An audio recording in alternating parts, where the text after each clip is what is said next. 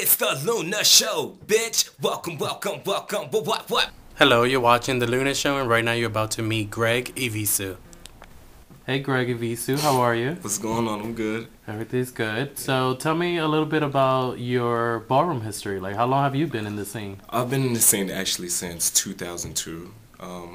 When I came out, I started walking Realness, and that transitioned to Realness with a twist, which then led me to commentating. Mm-hmm. Yeah. So how does one from Realness go to...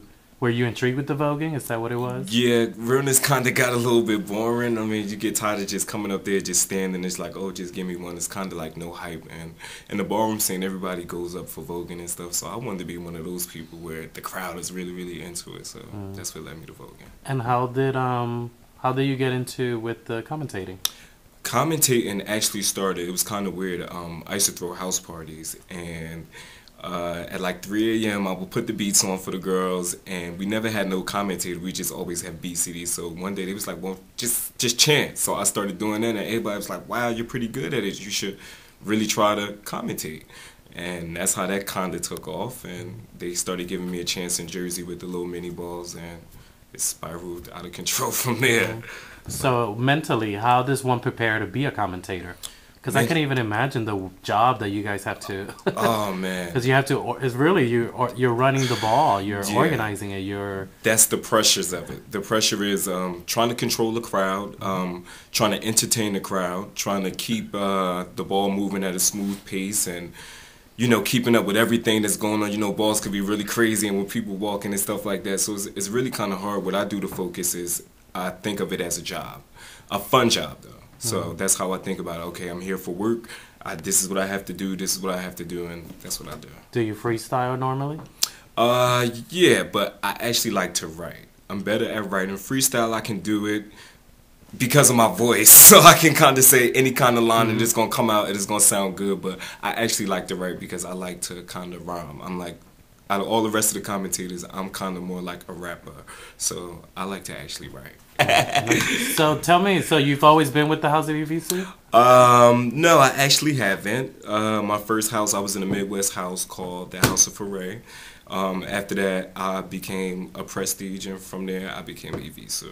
Okay. And I've been with Evisu. So you said Midwest, so you're not from like the No, I'm area? actually from here. You got a gag. I'm actually from here, but what happened was I learned about a ballroom scene through a mutual friend who moved out to the Midwest. So it was like, oh, you should just come try these balls and stuff. So I started going out there on the weekends, to try to check it out, and that's how I ended up in a Midwest house.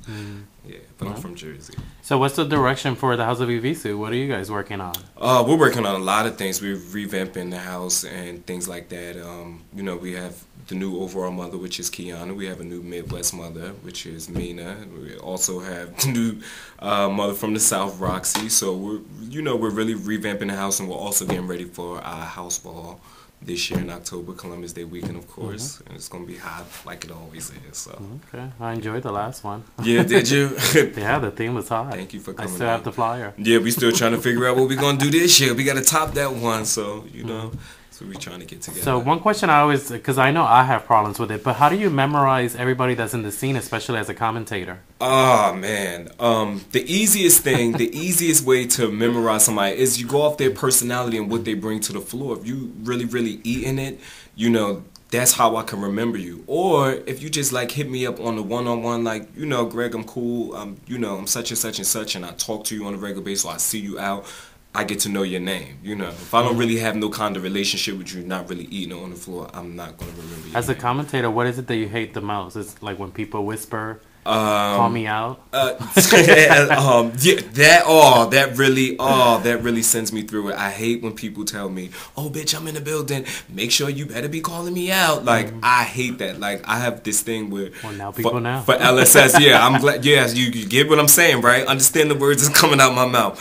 If you are eating it, I will call you out for LSS. I'm not perfect. Sometimes it's a ton of one people in the building, and I am going to forget some people. But if you're eating it, you deserve to get called out for LSS, and wait your turn. Everybody gets their turn. So okay.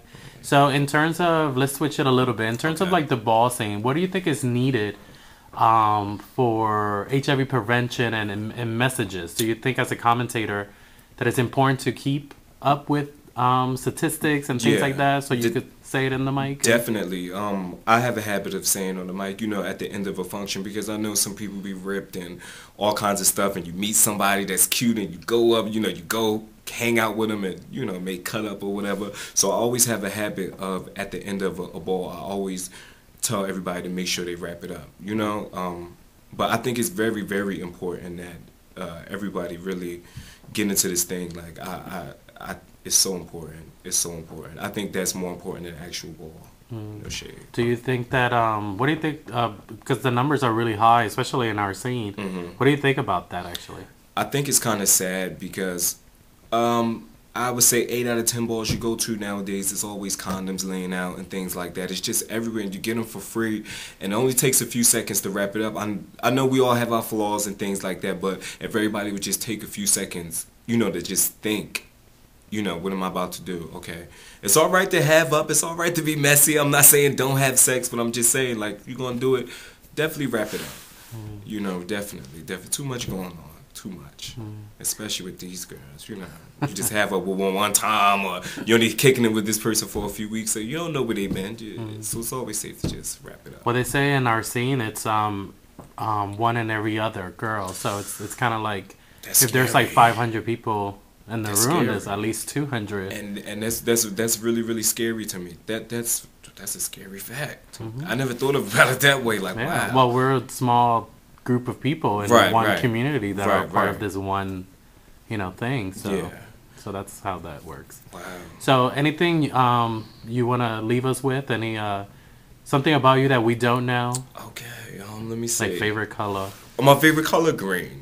My Green? favorite color to wear is blue. Really? I thought you were gonna say red. No, because green is like, my name is Greg and it starts with a G, so green. Green stands for money, and green, I like earthly things, so like green is really hot to me, but I can't wear green like that. Like, so blue is my favorite color to wear. Blue, okay. What else would you know There's about blue me? behind you. And sort of a green. Yeah, and the green. Sat right in the right spot. Yeah, other than that, people don't know, I like to sing. I'm not singing today, though. I was a bohemian. But yeah, I'm really, really heavy into music, and I like to sing, and I also do karate on the side. So that's interesting, because there's a lot of people in our scene that are really talented in other things. So. Other things besides voguing and stuff, right? Yeah, and I think something needs to happen with that. Like, I think that we all need to sort of, I don't know, support each other in our other things that we like to do. Just start making other different categories.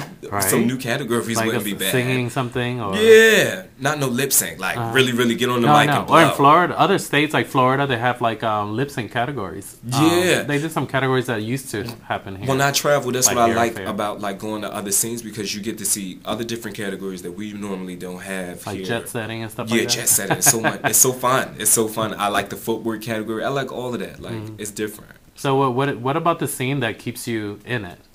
What keeps me in the scene is I always had a dream that I wanted to be famous. Always. And this scene is like a mini Hollywood to me. Like, it may be the closest that I ever may get to being actually famous. So that keeps me around, like, and just... This sounds like a scene from Paris is Burning. Oh, really? Like, and then like the competition part, it's always new people coming out. It's always somebody else coming behind you to make it hot. And like, for my, like, just with twisting alone, it's a new twister every day. A lot of them now. And then commentating now with so many new commentators coming out, so it keeps me on my grind. It keeps me wanting to work and still trying to be the best. That's what keeps me around. Do you remember when Realness with a Twist, the twist was anything else that wasn't Realness? Like when they used to walk runway and stuff? Yeah. Yeah, I always wanted to do that. I never was good at runway. I think we did that at one latex ball. Yeah. I think 2 years ago. Yeah, I remember. You know where I was? People didn't walk. I was on the sideline because I can't walk runway, so I was sitting on the sidelines. Oh, well. Yeah. So, who's your favorite? Well, who do you look up to in the scene? In the scene, I actually look up to two people. There's Jack Mizrahi, the legend. I definitely look up to him because that's the man, and I tell everybody that's the man that inspired me to ever really want to pick up a mic and commentate a ball. Just watching him at a ball, he keeps you interested, and you hang on almost every word that he says. Like, and that's the person that. He's so professional too. Yeah, so professional. I always tell people that you want to hire him, like you want the real professional, you could go get Jack, and And my father, Kenny. I would have to say my father, Kenny Evisu, legend. Well, thank you so much for this opportunity. Thank you. I really appreciate it. It's the Luna Show.